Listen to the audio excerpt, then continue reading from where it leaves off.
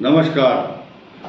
आज की वीडियो इतनी महत्वपूर्ण बनाने जा रहे हैं जो समस्त देशवासियों के लिए, पूरे भाई बहनों के लिए सुख और समृद्धि की देने वाली ये वीडियो होगी।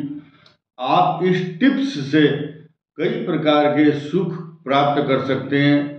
घर में सुख, शांति, तरक्की, समृद्धि तथा लक्ष्मी का वास निरंतर आपके घर में बना रहेगा और आपके कार्यों में कोई बाधा नहीं आएगी।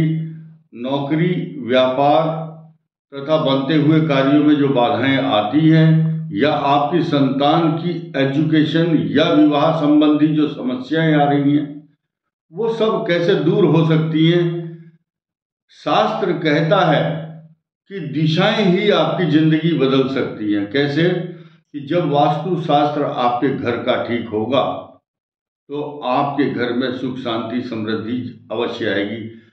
शास्त्रों में लिखा है, वस धातु से वास्तु शास्त्र बना है, वसति वसतः वसंती। अर्थात ठीक प्रकार से घर में जब निवास करते हैं हम, यानी कि वास्तु के नियमों का पालन करते हैं या पंच महाभूत पृथ्वी, जल, तेज, वायु, आकाश, इन 5 तत्वों का सामंजस्य, घर में समावेश, ठीक प्रकार से स्थायित्व या उनको कहाँ स्थापित करना है, ये सब इस वीडियो में आपको मिलेगा। देखिए, क्लास के अंदर जब आप जाते हैं किसी कक्षा में, तो टीचर अपनी कुर्सी पर बैठता है, बच्चे अपनी कुर्सी पर। ऐसा कभी हुआ है कि बच्चे, जो छात्र है, वो प्रिंसिपल की कुर्सी पर बैठ जाए? नहीं। ठीक इसी प्रकार वास्तुशास्त्र में जो लैंडलॉर्ड है, उनको कहाँ सोना चाहिए, कहाँ आपकी रसोई हो और कहाँ आपका पूजा का स्थल हो। तो आज हम सिर्फ ईशान कोण की बात करेंगे। ईशान कोण वास्तुशास्त्र में इतना महत्व रखता है, जैसा कि शादी विवाह में दूल्हे का महत्व होता है और दूल्हे के बिना शादी नहीं हो सकती, ठीक इसी प्रकार जब अगर ईशान कोण की चर्चा ना हो या ईशान कोण की तरफ को ध्यान ना दे तो वो वास्तु अधूरा माना जाता है। वास्तु शास्त्र में ईशान कोण नॉर्थ ईस्ट यानी कि उत्तर पूर्व की दिशा को कहते हैं। उस घर में साफ सफाई होनी चाहिए, मल मूत्र नहीं होना चाहिए, झाड़ू लगनी चाहिए, तुलसी का पौधा होना चाहिए, अच्छे अच्छे सुगंधित द्रव्य फूल होने चाहिए, या तुलसी का पौधा लगाएंगे, वहां अगरबत्ती जलाएंगे तो खुशबू आएगी।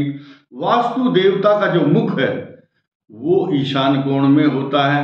अगर वहां अच्छी खुशबू आती है तो वास्तु देवता आपकी तरक्की, प्रसन्नता, अच्छा स्वास्थ्य, आपके बच्चे, आपकी एजुकेशन, उसमें इंप्रूवमेंट निरंतर होता हुआ दिखाई देगा। ये एक्सपेरिमेंटेड है, शास्त्रों के कथन है, हमारी अपनी व्यक्तिगत राय नहीं है।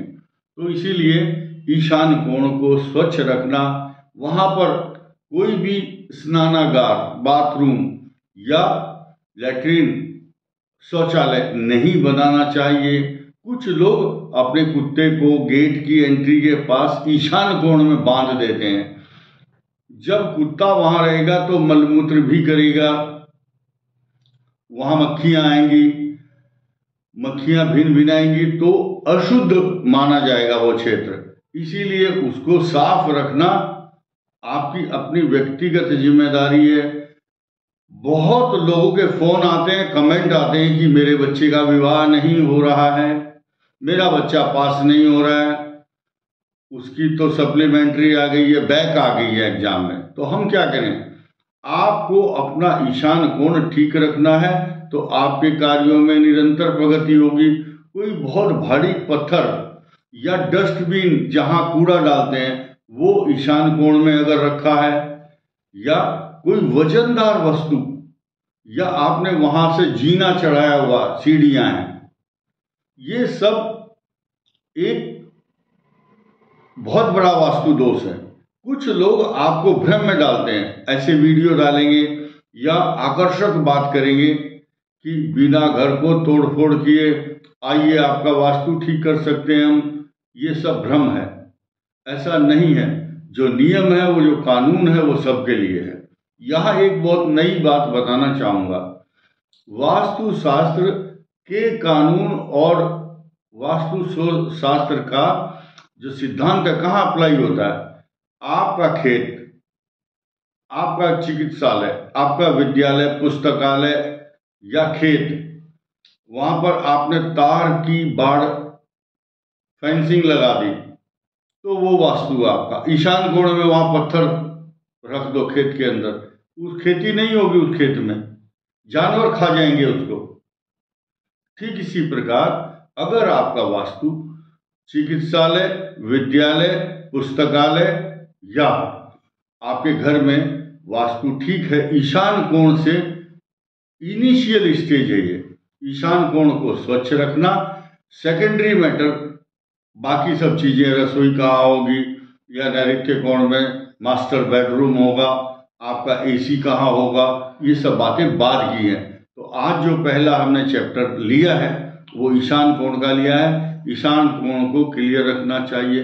कुछ लोगों के सवालों के जवाब में दे रहा हूं। कुछ लोग कमेंट करते हैं कि फ्लैट के अंदर हमारा ईशान कोण में कोई स्थान वहां पर पूजा का नहीं हो सकता या साफ सफाई नहीं हो सकती, वहां पर शौचालय बना है। तो उनके लिए साफ साफ संदेश यह है, जो फ्लैट बने होते हैं उसमें आपका वास्तु पर कोई नियंत्रण नहीं होता, क्योंकि वो सबके लिए कलेक्टिवली, यानी कि जिसने सोसाइटी बनाई होगी, जो पहले ही जमीन ली होगी, तो वहां सिमेट्री के अनुसार, एक सिद्धांत के अनुसार सबके मकान एक जैसे ही होंगे। ये बात ठीक इसी प्रकार है कि किसी का मंगल, राहु, केतु, चंद्रमा कैसे ही खराब हो, सब लोग जब नाव में यात्रा कर रहे हैं या हवाई जहाज में, तो सबका ग्रह एक ही तरह से काम करता है, उसमें कोई आर्गुमेंट नहीं हो सकती। इसीलिए फ्लैट में रहने वाले लोगों के लिए ये वास्तु एप्लीकेबल नहीं है। इसलिए भ्रम में और टेंशन में ना आए।